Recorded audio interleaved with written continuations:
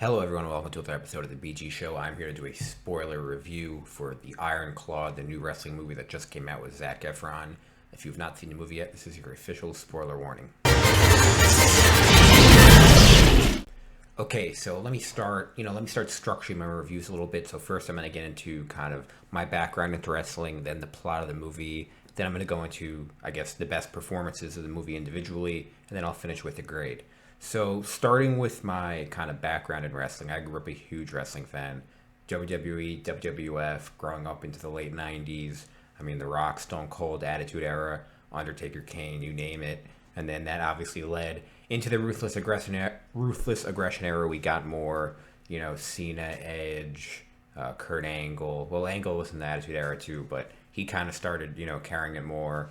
Then we got more Randy Orton, Evolution, blah blah blah. So I kind of was excited to get a wrestling movie, even though I didn't really grow up with the Von Erichs. Obviously, they were way before me. I had heard of them, and it's good to get a movie about them. So, starting with the kind of plot to the movie, I guess you could say a biopic, but more generally just based on a true story of the Von Erichsons. Obviously, it's a tragic story. Spoiler, I'm going to give another spoiler warning. So, pause here if you don't want another spoiler warning. Pretty much all of them die. So, Zac Efron is the lone survivor. He plays Kevin, who's still alive today. But the rest of them, David, Kerry, I think Michael's the other one. I forgot the other brother's name. All pass away throughout the film. David, the oldest brother, passes away in Japan wrestling, so we don't even see that death. That's over the phone. Kerry passes away at the end of the movie. Jeremy Allen White's character shoots himself in the chest, which is kind of the end scene. And then in the middle of the movie, the younger brother overdoses on pills intentionally to commit suicide. So it's a very tragic movie. The things that I like, starting with the plot, is the movie kind of gets gradually more depressing as it goes on, which I think is really good filmmaking. The movie is really fun when it starts out and you're having a good time, and as you're kind of going and going and going, the movie kind of becomes less fun. The family scenes become way more tense. Like towards the end of the movie, the family scenes, you can tell there's a lot more anxiety around the family. It's not as fun to be around as in the beginning of the movie. So I thought that was one of the really strong parts of the movie. Wrestling aspects of the movie I thought were really strong. The in-ring stuff, the wrestling moves that they were doing, like Hurricane Rana, stuff off the ropes, things like that, were all really good. A lot of times in sports movies, the sports stuff, either they don't show it a lot or they cut really quickly on camera. The good thing about wrestling is it's just a good sport in general to kind of show on camera, because just like it's scripted in real life, you can kind of script it for the movies.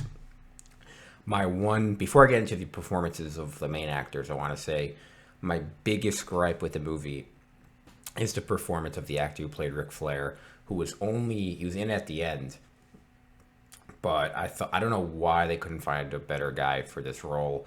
I don't understand how they couldn't do it.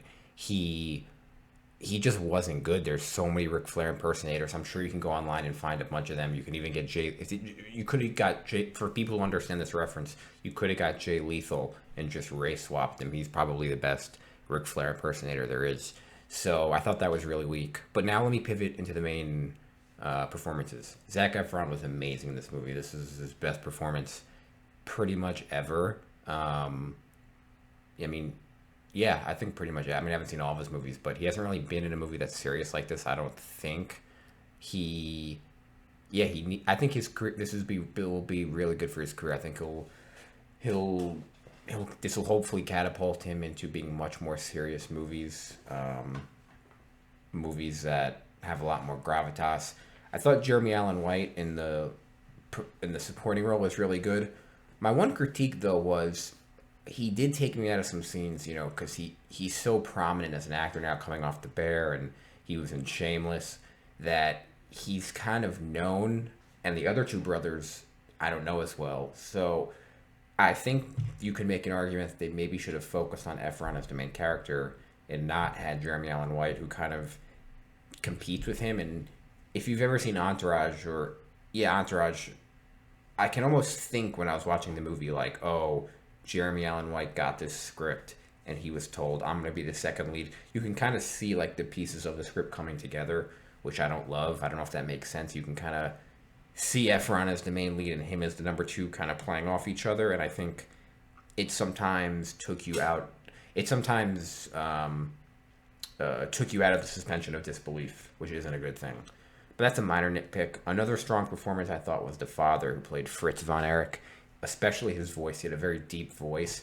I forgot the actors. I forgot what I know. The other actors from Fight Club and a few other movies. His name is Holt McCallany.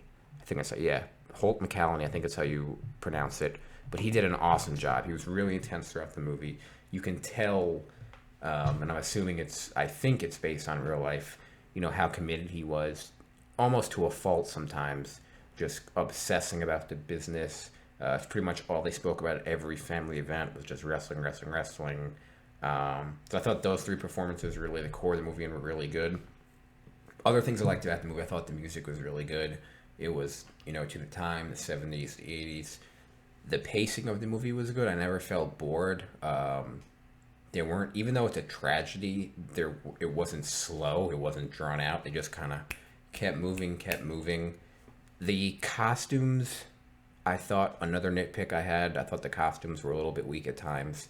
I thought the Von Erich's costumes were good. Their hair, I thought for some reason, I didn't really like any of the hair. Whoever was in charge of hair in the movie, I thought could have done a better job. But the guys they wrestled looked kind of cartoonish at times. I didn't really love how a lot of the guys they were wrestling, even if they were just NPCs, how they looked. The wrestling arena looked good, the ring looked good, everything looked good. MJF, if you're an AEW fan, he didn't have any speaking parts, but he was in a match and got a cameo and even got a pin, so that was pretty cool. This movie ends in somewhat of a surprising way. It's almost like an afterlife theme. Jeremy Allen White commits suicide, and pretty much the ending scene, or one of the ending scenes, is him kind of on a boat, and he meets his two other brothers who had passed away throughout the movie, and then he even meets his oldest brother, who's pretty much a baby or a toddler, who had passed away much earlier on in their lives. So I thought they landed the plane really good with the ending. They did a kind of blurbs at the end telling you where they are. Kevin's still alive. He's made a couple of appearances in WWE and AEW in the last few years. So overall, I really, really like this movie. I think you should go out and see it.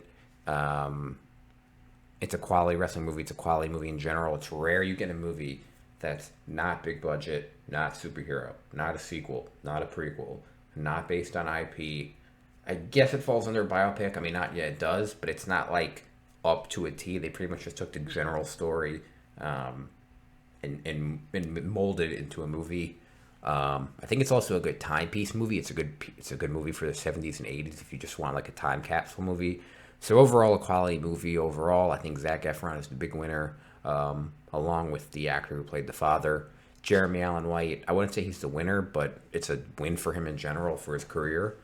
I think I'm going to give this anywhere from a 7.8 to an 8.1. I got to finalize it, but it's in that range.